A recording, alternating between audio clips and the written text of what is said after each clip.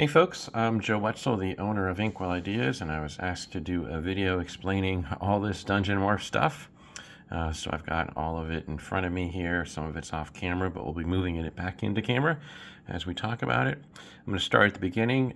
Just keep in mind that as we went through the Dungeon Morphs, it started out from being a kind of a cool novelty for gamers, playing role-playing games, Dungeons and Dragons and all of that, to being more and more useful for gamers, giving you more and more information and such about the designs. So where we started, and these are actually sort of generation 2, but we started with a Kickstarter back in 2010, I believe, 2011. It was actually one of the top 10 Kickstarters, or top 20, I should say, Kickstarters for that year, because I think a lot of people were trying out Kickstarter and getting used to it. And so it was, even though it was only a little over $20,000, it was, like number 19 or something for the top Kickstarters of that year. So again, we did, originally we were going to do one set of 5 dice, and I'll open up one of these just so you get a feel for, or so you can see them in all their glory. But we have the adventure set here, and then we have a spelunker set with some caverns, and then an explorer set with some more dungeon designs. And the idea is that you just roll a few of them, push them all together, put the designs together, and you've got kind of an instant dungeon. Now they are, let me move that up closer to the camera there. So they are all themed, such that there's a little letter code if you look closely at them. If you look at this one here, in this bottom corner down there is an H. I'm going to change the angle a little bit just in case it's not quite right. But there's an H in the corner of this design telling me that that's the halls die, and you can see that this has a big great hall here. This has a B on it. It's the barracks die, and so it has a bunch of little rooms here that could be a barracks complex, for example. Now, not all of the designs on a particular die fit that theme exactly. This is the worship areas die. This is kind of just a different design that's not necessarily worship, although you could, one of the nice things is you can always kind of look at the designs and justify something. So there could be something in this well down here that is being worshipped, and so maybe it is a worship area in a way. But here we have an altar on this design here. But this design was kind of added just so that we didn't have a whole bunch of large rooms on this worship die. Just like this die is going to have some things that, here's another one that was balancing the design. So even though this was great halls, there's no big hall on that side, but most of them do have large halls. So most of the designs for a particular die do fit that theme. So that was the adventurer set, and then like I said, at the time this Kickstarter was very successful for a Kickstarter of the 2010-2011 era. So we had added stretch goals to do a second and a third set of dice. I'm not going to take these out because I think you get the idea. You don't need to see them all. But as I was saying, though, those are generation 2, if you will. The original designs had a fill pattern that wasn't really very stoneworky. It was kind of just slanted lines because we were kind of getting through what's possible, and the quality of the dice has improved. I should point out that all those designs are engraved too. Then we added also, as part of that Kickstarter, a stretch goal to give you a set of cards to match. And again, these are sort of generation 2 as well, in that these are dry erasable if you wish. And same concept where you can just put a few together and make an instant dungeon there. I was looking at my hands and not what was being recorded on the camera. So let me just do that again so I make sure that I get it on camera. So that was the first Kickstarter, where we did those 3 sets: Adventurer, Explorer, and Spelunker, in white with the black ink, and then we added in this deck of cards with the blue, old school blue look and feel to things. Then recently, just in the past, a few months back, we as I'm recording this towards the end of 2023. This is actually mixed up here. We have one of these is mixed in with a different one. All right, there we go. All right, so then we did the Adventure, Explorer, and Spelunker sets again in colors. So we have kind of this shimmering gray white color to the die with a black ink or a brown ink, depending on which of these two sets you're doing. And then we have a set of the cavern dice, the Spelunker set, with a brown die and with a light yellow color to that. So that's another one that we had done. All right, then we moved on to we decided to go outside of the dungeons, and we did a set of city cards and dice. The original white city dice, and we did cities, ruined cities, and villages. Those original white ones are actually now sold out for us. We don't have any other sets as I'm recording this. There might be like a couple that you can find still in distribution, but there's not going to be too many. And but for the cards, we went for a different style where it's kind of a hand-drawn line art style. And this is an example of what those look like. We also, though, do these as a larger format. So on our store, as well as on Drive-Thru RPG, we have these cards here, and I have a couple of them out and open. And so this gives you an idea. Here's more of a village type area, and here is more of a town type area. Now these are not, we have another design on the back of each of these. These are not for mini scale. These are kind of just done to a 6-inch size because that's what Drive-Thru makes it easy for us to print, but they are big enough that you could put tokens on them, not necessarily minis, although, I mean, you could use minis as tokens. It just wouldn't be to scale, but you can represent, hey, these players are in this building, that sort of thing.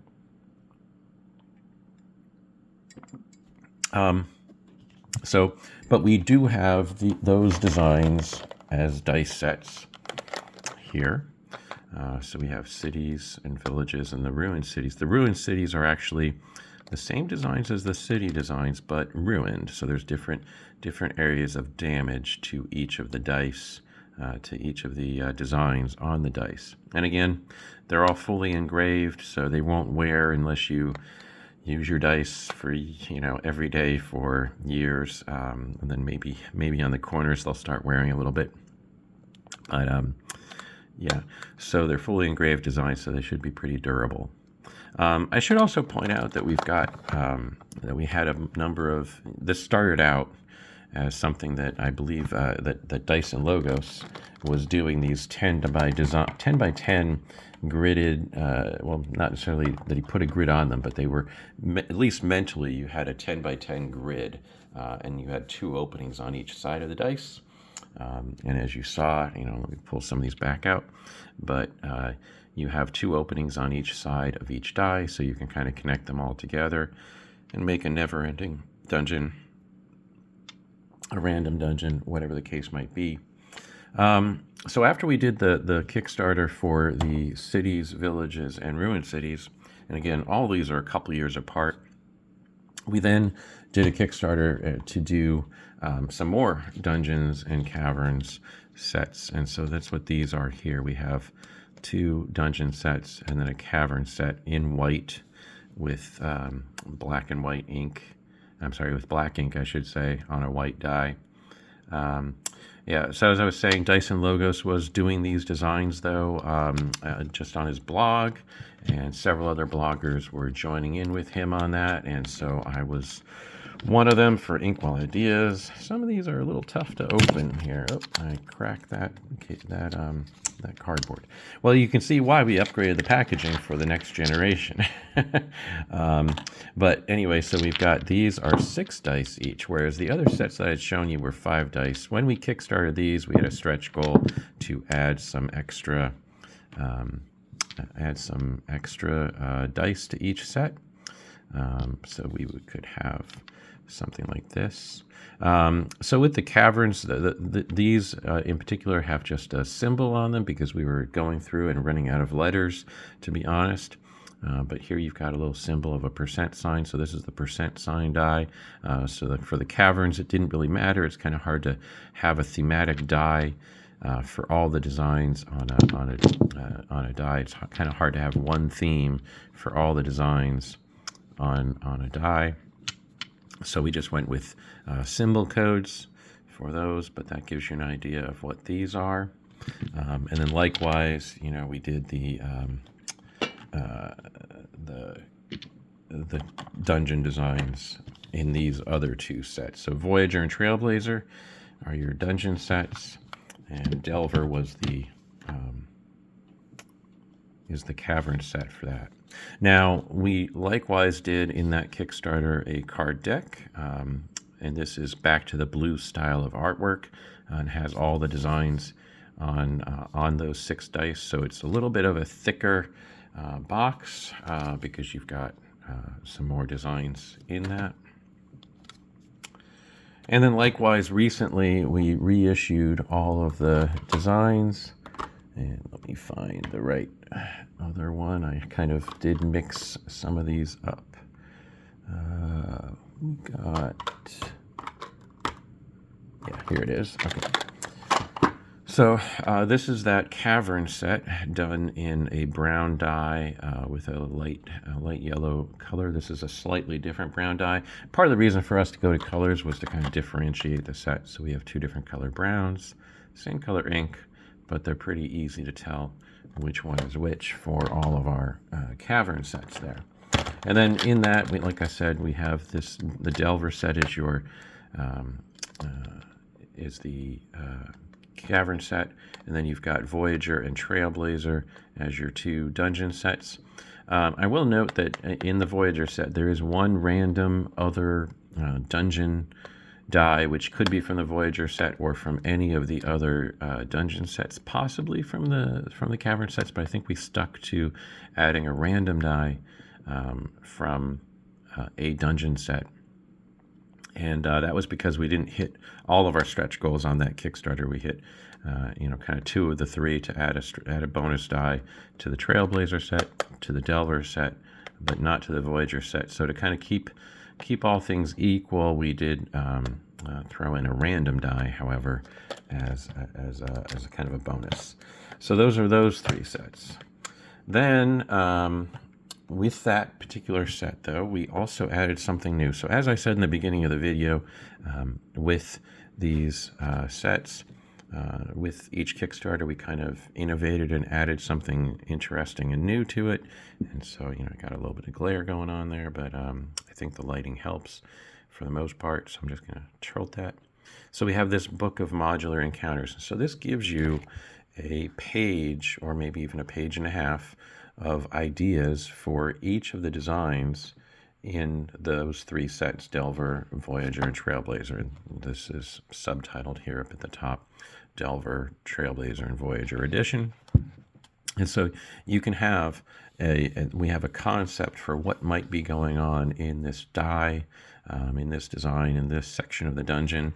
We also have a couple of alternate ideas, just a paragraph or 2 on that, and that gives you an idea of what you could be putting in any of these designs here.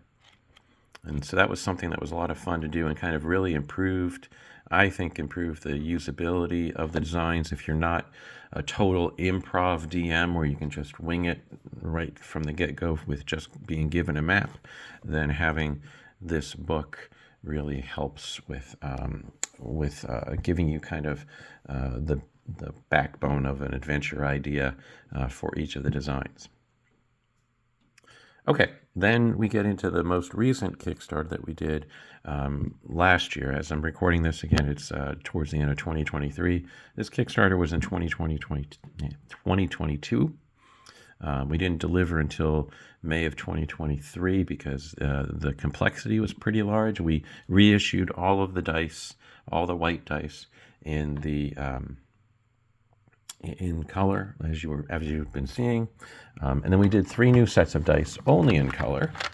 And so we have the crypt set in the middle, the layers set, and the sewers set in color. And this is where we upgraded our packaging. So like I said, it is easier to open them. Sometimes if you buy them, you might have a little piece of tape on them to make sure that they don't get split in the warehouse or something. But now with the sewer set in particular, there's a reason I'm opening this one. We have a little line going through the middle of these designs. And I'll show that a little bit more prominently in a moment. But in this case here, if I bring it closer to the camera, you can see right in the middle going horizontally across is a sewer line. Those little marks there are water symbols. I should point out that the dice, the back of the card gives you a little map key so you know what each symbol is. Likewise on the cards, there's little map keys to tell you what's what. For the city ones, we've got a little map key with those symbols on them. So the idea here, though, is that when you connect these together, you're going to have to be a little bit more careful about how you connect them together because, like this one does have a sewer line, on this die here, connecting over here to that one, so you're fine. But if you were to roll it and push it together like this, well, you would have a kind of a dead end. Now, you can come up with a story reason why there might be a dead end to a sewer here and there, but often you're going to want to rotate. So when you roll them together, you're going to want to rotate them. If we just pick a few of these up, and I grab 2 that are next to each other. So here were 2 that were next to each other, and I just push them together. Well, those sewer lines don't meet up. So I would want to rotate one in order to do that. And then that might cause me to have to rotate, this one here might have to then be rotated to match.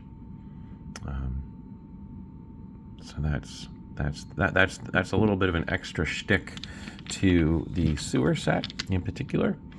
For the layers and the crypts, it doesn't have any additional thing like that. It's just the normal connections, just like most of the other sets. And then let me actually dive into the big tiles. This was something that we had actually for the prior sets as well, the Delver, Trailblazer, and Voyager sets, but we sold out of it completely now. We might reprint it as part of some other Kickstarter in the future, but right now we're sold out of that set. However, we have these big format tiles for miniatures use. For these 3 sets, the crypts, layers, and sewer sets. And I have some open, so I will just grab that and show you. I just happen to have a couple of sewer ones, and so this kind of shows off better that the fact that you've got to get these guys to join up a little bit in the middle for their sewer lines, whereas, well, this one here does have 3 exits that have sewers, or 3 sides, I should say, that have sewers. So this one would work for those sides, but not for this. So we have to kind of rotate that, unless you want to have a story reason for why you might have a dead end. And then likewise, we did our book of design ideas. And this time we got even bigger and even better. This has a lot in it, and this is a big part of the reason why the Kickstarter ended. Well, first of all, Dice and Logos redid all the designs. So on this project, we had a number of new cartographers join the project for this. We had Alyssa Faden. I can never remember the right pronunciation of her name, and I apologize for that. We haven't met in person. We had Glenn Seal. We had Billiam Babel. Myself and Dyson Logos has stayed on the project from the beginning, and he redid all the designs in his style in this book, so you can pick that up there. And then we did give you a page of ideas, and in this time we came up with themes. So each set of dice has 3 possible themes. So there's 3 ideas for crypt themes, 3 sewer themes, and 3 layer themes. And then we give you, so we give you a paragraph or so to kind of give you some idea to pick one. And then we give you the details. So this is the crypt themes, first one of those, the page for that, and it just gives you an idea of what that particular theme is all about. And you can pick one of those themes if you want. Of course, you can use the dice strictly for dungeon design without using any of this if you wish. You can also use just the book if you don't really feel the need to have dice versions of everything. You can work with just the book. But so for here, in this crypt theme stuff, we have an entry describing what might be there if you like the dynastic theme. If you like the oubliette theme, then this is an idea. Then we have a collector theme, and so this is what would be there if you're playing that. And then in addition to that, we have 3 random themes, or 3 random ideas as well. So if you're playing the dynastic theme, but you don't like what's there, or you've already played it, here's 3 other ideas. And for this design, we divide it up kind of like a tic-tac-toe board, and if you were to look closely, there's a 1 up in the corner there, and a 2 and a 3. So we divide it up into 9 sections, and then we tell you which section each description is about. So this one here is section 5, the central tombs area, kind of the main dungeon area. And then we've got descriptions for the statues, talking about what each of the statues are all about. Or a better one is something that has kind of multiple separate rooms to it. Like this design here has an elevated hallway going across the top of the design. So we've got a description for that area 1, 2, and 3. Versus another description area for area 5, which would be the main chamber in the middle there. And so we divide up the design into a couple of different description areas, and we tell you where those are based on those quadrants, or those sections, I should say, since there's more than 4 of them. But that's what this book is all about, the main part of it. However, we also have in here, if I flip towards the back a little bit, we have a section. We have some appendices that we refer to for treasure ideas and such. But then we have a delving framework. So this is something where if you wanted to use these designs in a solo co-op way, we give you a framework of how to divide up the roles of figuring out the descriptions of the rooms, what they're like, versus who's running the foes. So if you want to play with multiple players but no GM, you can divide up these roles. Who's deciding treasure, who's deciding plot points. So we kind of divide up these roles amongst the players, or if you're playing solo, you'd have one person responsible for all of it. And so we give you a framework for that. Then we give you several more specific frameworks for if you wanted to play the crypts die and had the idea that there's a cult in there, then that's what this next few pages is about. And then we had another one for if you're playing the layers die and you wanted to have an orc tribe that's taken up residence in there. Here's a framework for that. And so there's been a lot of additional utility added to the designs as we've gone forward. And then finally, I should point out that we did stick with the idea of doing the cards. We do have the cards this time, though, in blue and white style as we had for the other dungeon and cavern sets. In this case, though, we are quite a bit thinner because the back of each design in these is the next design, whereas previously in the other sets the back was kind of a mirrored version of the front, but because we have 8 dice per set, the number of cards was just going to be kind of cost prohibitive, so we stuck with this with just having the next design on the back of each card. So you still get those 72 map cards in there. And then we have a deck of the same designs, but done in Dyson style by Dyson. And so as I wasn't going to open up another one of those, but as I had shown you here, this is a slightly larger size, just the way that it's printed to be one column on this page. But you have these I should point out are 2.5-inch cards. What you're seeing there on the front is 4 of them put together. So you have a 2.5-inch by 2.5-inch version of the design done by Dice and Logos. And I believe that covers Dungeon Morphs. So I'll just sum it up. We started out doing the dungeon and cavern designs in white. This is the second wave of the dungeon designs. But here's one from the first wave. So we have these Adventurer, Spelunker, and Explorer sets. We have those also, though, in color, like that. Then we went and we did, and sticking with that Kickstarter, we also had the matching cards for that. Then we did the cities, villages, and ruined cities. Those are no longer available in white dice, but we do have the cards still, and we have the dice here. That's the city set, but there's also the villages and the ruined cities. Then we went and added in the Delver, Voyager, and Trailblazer sets first in white, and then we changed them up and re-released them in color recently. And for those, we have the book as well. I should point out with the city designs, as I said before, we have the large format of the cards in addition to the regular format of the cards.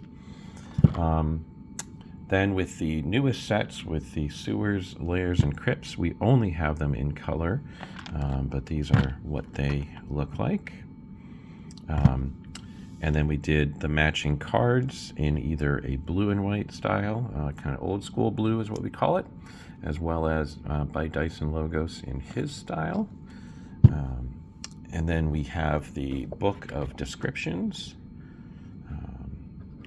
which has his art for the map designs, as well as having these frameworks in the back to give you an idea of how to use them in a solo or co-op way.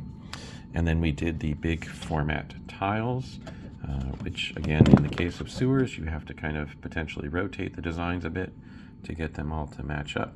But these are for minis use at the 1 inch per square scale. And I believe that covers Dungeon Morphs. So I can check that off the list. Thanks for your support, everybody.